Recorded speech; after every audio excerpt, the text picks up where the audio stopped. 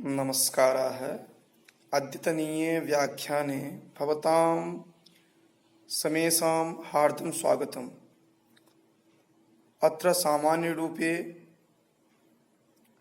UGC निर्धारितपाठ्यक्रमानुसारं व्याख्यानं दीयते।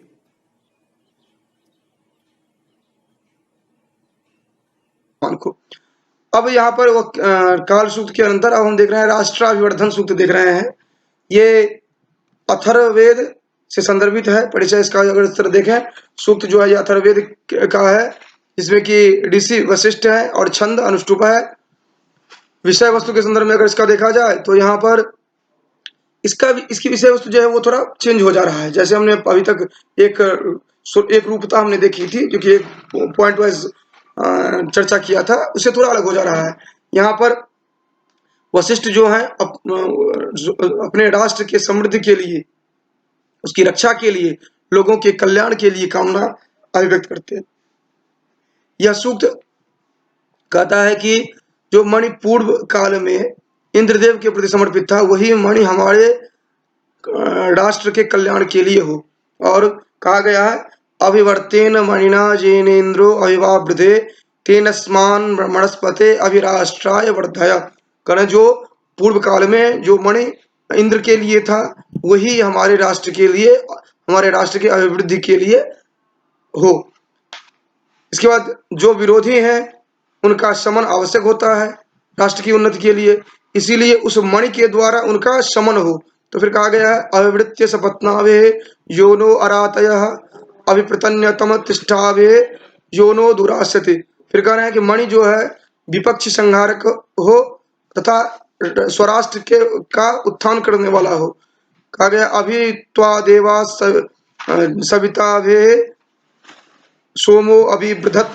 फिर इसी तरह कह रहे हैं जो कि सूक्त में उपासक जो हैं उनकी अभिलाषाओं को अभिव्यक्त किया गया है और कहा गया है जो कि वह अपने राज्य के लोगों को सभी शत्रुओं से जो है उनको निवृत्त दिलवाएं, अर्थात वह किसी तरह से समस्या से युक्त न हो।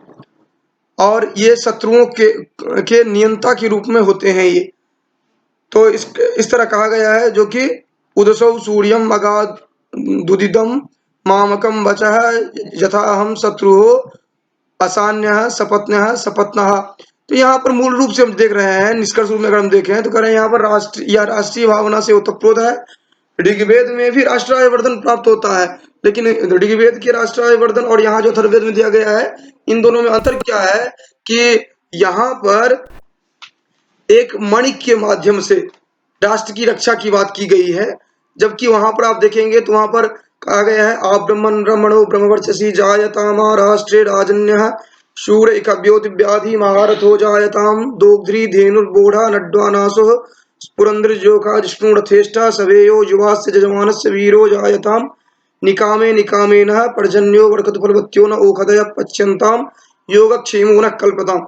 वहां पर आप देख रहे हैं जो कि यहाँ पर प्रसंगवश केवल इसकी चर्चा कर दे रहा है ताकि आपको ध्यान में रहेगा, जो कि राष्ट्राभिवर्धन की बात जब आएगी तो इतनी बातों को ध्यान में रख करके ही हम चर्चा करते हैं। जो कि कहा गया है उस राष्ट्र के जो बालक हैं अर्थात ब्रह्मचारी हैं, वह ब्रह्म तेज से युक्त हो। आ ब्रह्मण ब्रह्मणो ब्रह्मवर्चसी जायताम आराष्ट्रे। फिर राजन्य शूर इकव्योति व्याधि, ये राजन्य जो है वह शूरवीर हो और वह तीक्ष्ण षड से युक्त हो। और वो किस तरह के हो, महारथ हो जायताम, और महारथी हो। इसके साथ साथ धेनुर्वोढ़ा अनड्वान आसु, धेनु जो गाय जो है अत्यधिक दुग्ध देने वाली हो, और अनड्वान अर्थात अश्व आदि जो है, ये अनड्वान वहां पर अनड्वान का अर्थ वहां पर क्या लिया गया है, अनड्वान आसु सप्ते पुरंदर जोगा। वहां पर कहा गया कि घोड़े जो हैं वह तेज गति वाले हों और स्त्रियां जो है वह सुंदर हों, सुंदर स्वभाव से युक्त हों। इसके साथ साथ वहाँ के जो युवा हों वह सभी हों, और इस तरह वो अपने यजमान की जो वहाँ पर शुभकामना व्यक्त की गई है, उसी के माध्यम से, ये तो वस्तुतः यजमान के लिए की गई है, लेकिन उसी के माध्यम से राष्ट्र के संदर्भ में भी कहा गया है। और इसके साथ साथ ये कहा गया है कि जब जब हमें आवश्यकता हो, ये पर्जन्य जो है वो वर्षण करें, ताकि ये औषधि जो है ये फलवती हो सके, औषधि जो है वो पक सके, जिससे कि हमारा योगक्षेम जो है वह हो सके। योगक्षेम कहा जाता है, योग का अभिप्राय है जो आपको प्राप्त नहीं हुआ है उसको योग कहा जाएगा, और क्षेम का अभिप्राय है जो आपको प्राप्त हो गया है वह सुरक्षित रहे।